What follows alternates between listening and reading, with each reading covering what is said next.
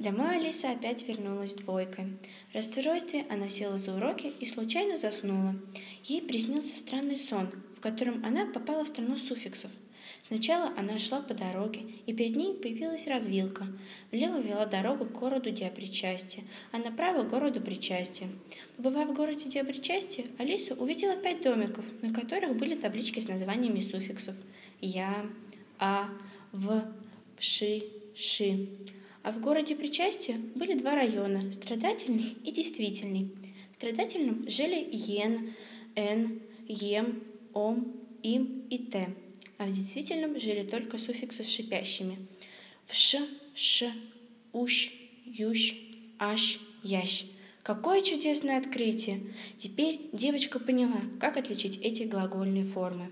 Проснувшись утром, Алиса снова пошла в школу, а вернулась уже с 5 по русскому языку.